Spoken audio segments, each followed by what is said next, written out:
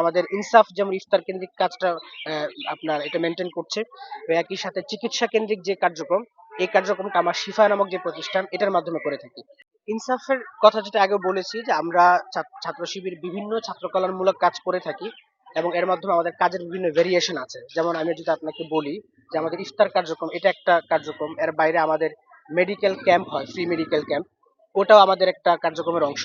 তো এই কাজগুলো আমরা বিভিন্ন প্রতিষ্ঠানের মাধ্যমে বা বিভিন্ন ইয়ার মাধ্যমে করে থাকি আর কি। আর আমাদের ইনসাফ যেমন ইফতার কেন্দ্রিক কাজটা আপনার এটা মেনটেন করছে। তো একই সাথে চিকিৎসা কেন্দ্রিক যে কার্যক্রম, এই কার্যক্রমটা আমার শিফা নামক যে প্রতিষ্ঠান এটার মাধ্যমে করে থাকি। এটা মূলত আমাদেরই প্রতিষ্ঠান। আমরা হচ্ছে কাজের ভাগের কারণে আমরা এরকম বিভিন্ন আপনার বিভিন্ন প্রতিষ্ঠান হিসেবে এই কাজগুলো কন্টিনিউ করে থাকি। আর ছাত্র শিবির মূল নামে ছাত্র শিবিরের যে মৌলিক সাংগঠনিক কার্যক্রম, এই কার্যক্রমগুলো করে থাকে। আর ছাত্র কল্যাণমূলক যে কার্যক্রম, এগুলোর পার্ট এবং ভাগের ভিত্তিতে আমরা বিভিন্ন প্রতিষ্ঠানের মাধ্যমে এই কাজগুলো করে থাকি।